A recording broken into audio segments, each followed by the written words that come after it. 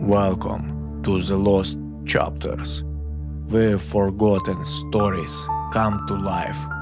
Today, we dive into one of history's strangest conflicts, the Peer War, a war without battles for over a pig and almost ending in a real fight between two great empires. Stand with us and let's uncover the story behind the conflict.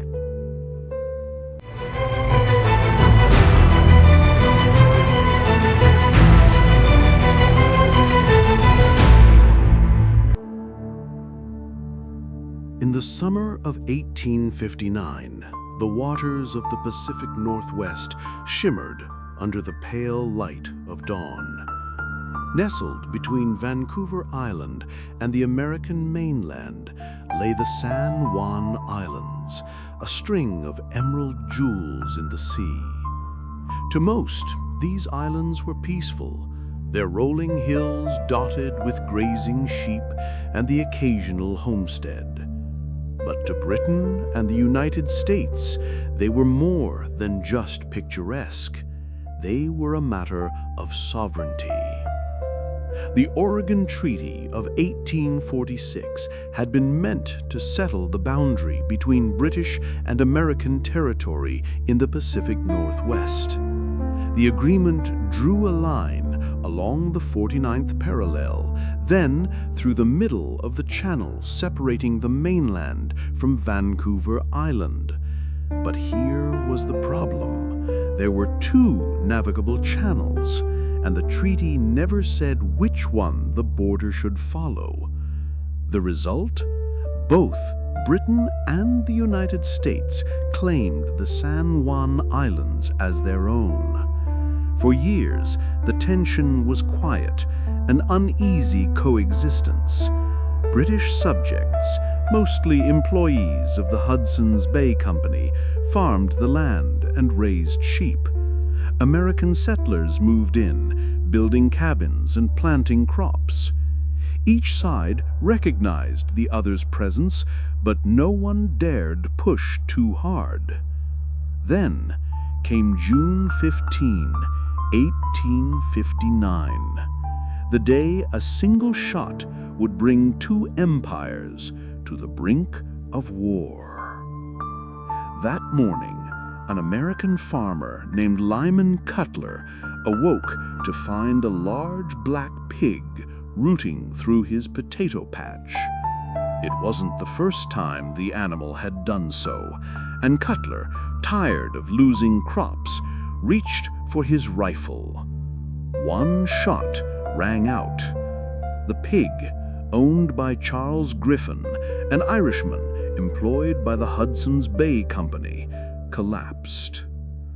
It could have ended there, a farmer's dispute, perhaps settled over an apology or a few coins. But instead, the pig's death ignited a chain of events neither side could control. Griffin demanded compensation, $100 in gold. Cutler refused, claiming the pig had been trespassing. Harsh words were exchanged, tempers flared, and soon local British authorities were involved. For the Americans on the island, the incident wasn't about the pig anymore. It was about British authority on what they considered American soil. And for the British, it was about maintaining control in a territory they still claimed. By July, rumors were spreading that British officials intended to arrest Cutler. The American settlers sent word to the U.S. military for protection. The stage was set for confrontation.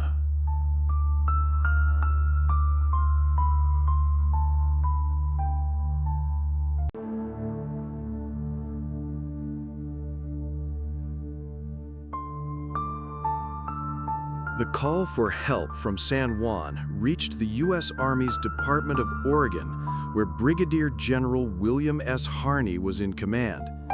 Harney was a man known for his impulsive nature and dislike of the British. When he heard that an American settler had been threatened by British authorities, he saw an opportunity to assert U.S. dominance. Without consulting Washington, Harney ordered Captain George E. Pickett and 66 U.S. soldiers to land on San Juan Island and protect American citizens from foreign aggression. Pickett, who would later gain infamy at Gettysburg, was just as headstrong as his superior. On July 27, 1859, the Marines came ashore, their boots crunching on the rocky beach, rifles slung over their shoulders. They pitched their tents and raised the American flag, a bold challenge to the British presence. Across the water, British authorities were stunned. The Royal Navy's Pacific Squadron, under Rear Admiral Robert L. Baines, had 3 warships nearby. Each bristled with cannons capable of flattening the tiny American camp. Baines's subordinates urged immediate action to drive the Americans off, but Baines hesitated. He had no orders to start a war, and he wasn't about to be the man who triggered a second Anglo-American conflict. Meanwhile, both sides began reinforcing their positions. More American troops arrived, bringing the total to over 400 men, along with artillery. The British anchored 5 warships offshore, their decks lined with Marines. It was an absurd standoff, 2 great powers glaring at each other over a dead pig. Yet beneath the absurdity lay the real danger. One rash act, one accidental shot, could turn this into a bloodbath. The local settlers watched anxiously. Some tried to carry on with daily life, but others prepared to flee in case fighting broke out. Children whispered about the war as if it were already here. By August, the world's newspapers had caught wind of the situation. In London and Washington, officials scrambled to find a peaceful resolution. But on the island, the tension was thick enough to taste.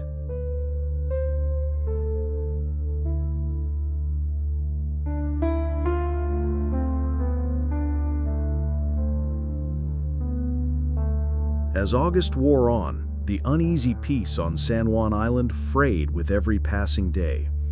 The soldiers on both sides dug in, literally and figuratively. For the Americans, the camp had transformed from a temporary mission into a makeshift fortress.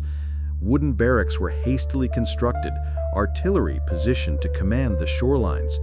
The British, aboard their warships, conducted daily drills, their naval cannons aimed like silent sentinels toward the island's shores. Yet, despite the show of force, there was no actual fighting.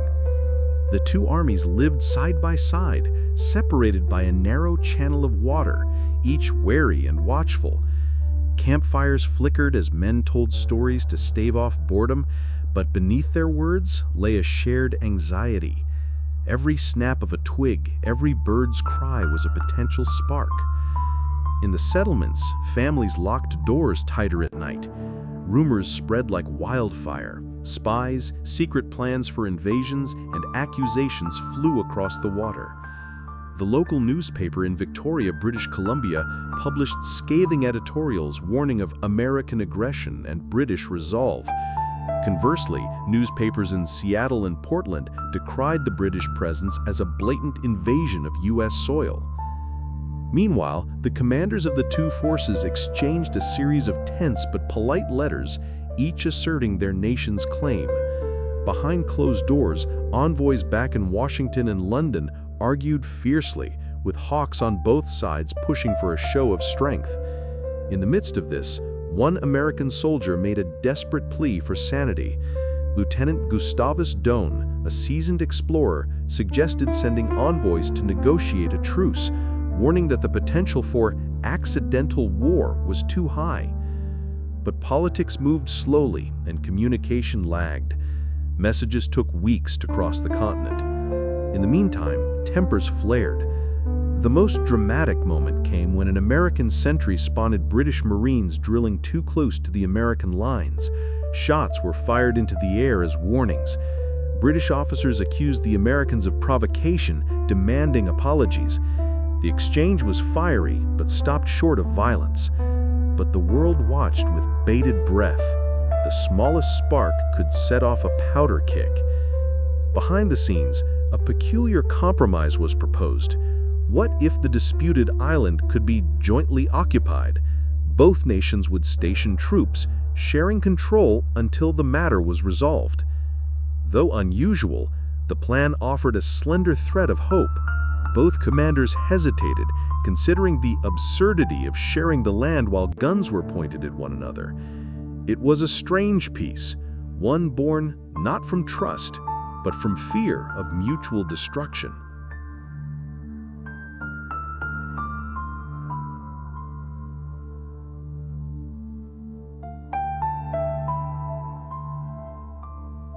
September dawned with a fragile calm. The idea of joint occupation, once unthinkable, was now a reluctant reality. British and American troops would share the island, but sharing did not mean peace. It meant living shoulder to shoulder, each side suspicious of the other, every action scrutinized. The British set up their camp at the southern end of the island, near the English campsite, while the Americans entrenched themselves near the northern point at the American camp. Between them lay only a few miles of dense forest, fields, and the infamous potato patch where it all began. At first, both sides kept to themselves, patrolling carefully, avoiding unnecessary contact. But soon the isolation bred boredom, and boredom bred mischief. Tales emerged of pranks, taunts, and petty skirmishes. One American soldier recalled British Marines sneaking into their camp at night to steal their laundry. British officers grumbled that Americans blasted marching tunes eerily in the morning, deliberately waking their troops. Despite the absurdity, the reality was grim. Neither side wanted to escalate, but nerves were frayed. Supplies were limited, morale was low, and the threat of violence was ever present. Officers held tense meetings to discuss boundaries, curfews, and patrols. Shared responsibilities, like firefighting and emergency medical care, forced an uneasy cooperation.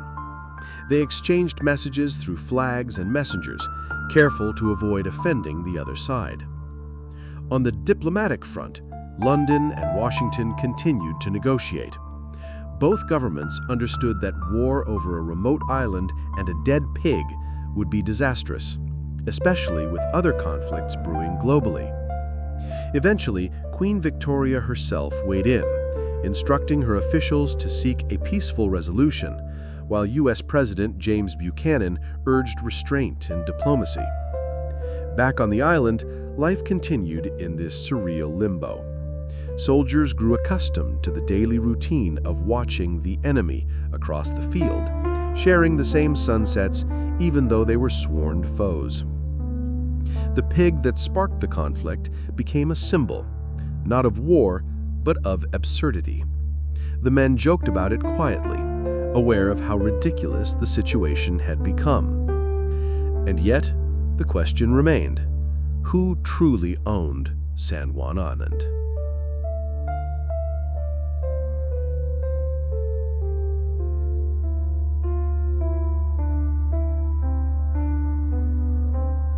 By late autumn 1859, the world watched the San Juan Islands with a mixture of amusement and dread.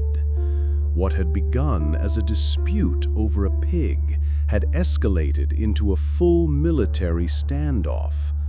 A spectacle of flags, artillery, and soldiers prepared for battle, yet never actually fighting. The phrase, "the pig war," became a joke in newspapers. Cartoons depicting soldiers fighting over a porcine corpse. But behind the humor lurked a tense reality. Both sides knew that any real violence could spiral beyond control. With British and American fleets poised like predators, a single misstep could lead to war. Yet, ironically, the days passed with no shots fired in anger. Instead, the two armies engaged in a strange dance of military routine and cautious peacekeeping. Each patrol, each inspection of weapons, each marching drill was performed with an awareness that they were watched by the enemy just a few miles away. In November, a remarkable event underscored the absurdity of the situation. A young American soldier, bored and restless, wandered into British territory accidentally. Captured but unharmed, he was returned under a flag of truce, accompanied by an invitation for a social dinner between officers. What began as a gesture of goodwill soon became a tentative bridge between two sides locked in stalemate. These informal dinners became a secret lifeline for communication, a space where officers could vent frustrations, swap stories, and quietly joke about the pig that had brought them together. Meanwhile, diplomats back in Europe and Washington wrestled with the thorny boundary dispute. Maps were studied, historical documents dusted off, and expert opinions sought. The legal intricacies were maddening. The ambiguous wording of the Oregon Treaty left both sides convinced they had the rightful claim. As winter approached, the island's weather turned harsh. Fierce winds, heavy rains, and biting cold made life miserable. The troops, many of whom had never faced real combat, endured the elements, growing weary but resolved to hold their ground. The two camps exchanged holiday greetings by letter, a subtle nod to the shared humanity behind the flags. And then, in a quiet act of truce, an American soldier placed a wreath of pine and holly on the spot where the pig had been shot, a small memorial to the conflict's bizarre origin.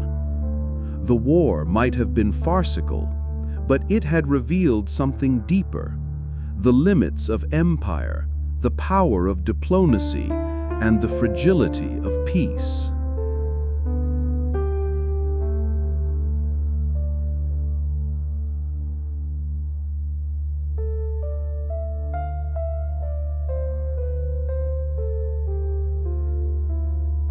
The stalemate dragged on into 1860, but the world had changed. Both Britain and the United States faced larger issues. The American Civil War loomed on the horizon, while Britain managed a vast empire under Queen Victoria. In October 1860, both nations agreed to submit the dispute to international arbitration, a novel idea at the time. They chose Kaiser Wilhelm I of Germany as the neutral arbitrator, hoping his judgment would bring an end to the madness. Months passed as the Kaiser reviewed arguments, maps, and testimony. The islanders themselves were caught in limbo, unsure of their future, but relieved the cannons had not yet roared. In 1872, after long deliberations, Kaiser Wilhelm ruled in favor of the United States, officially awarding San Juan Island to American sovereignty. The British accepted the decision gracefully, withdrawing their troops and warships. The American flag flew alone on the island for the first time in years. The legacy of the Pig War was not just territorial. It became a symbol of restraint, diplomacy, and the strange ways history sometimes unfolds. The soldiers who had once eyed each other across fields now shared stories of the war that never was, often laughing at how a pig had come so close to sparking a real conflict. Settlers returned to peaceful farming, and the island grew into a quiet community, its story passed down as a cautionary tale, a reminder that sometimes the smallest spark can ignite the greatest tensions, but patience and diplomacy can prevent disaster.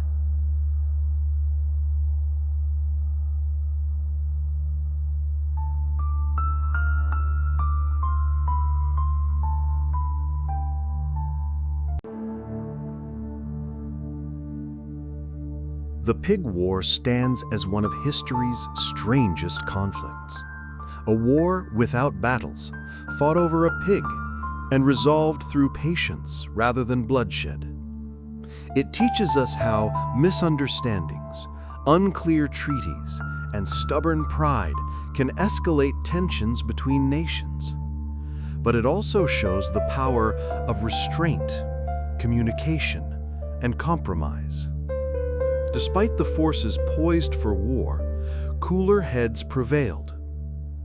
In a world often torn by violence, the story of the San Juan Islands is a beacon, a reminder that sometimes the deadliest weapons are words, and the strongest victories come from avoiding conflict altogether.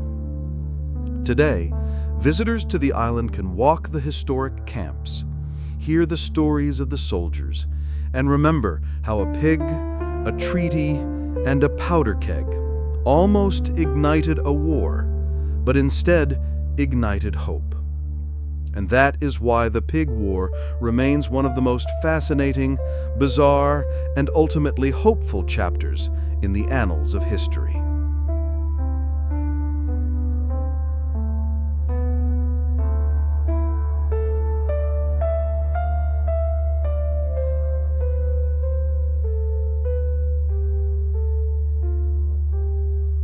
Thanks for watching the Lost Chapters.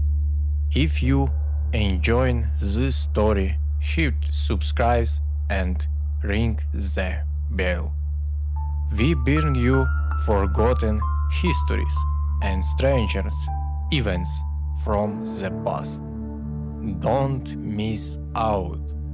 More amazing stories are coming soon.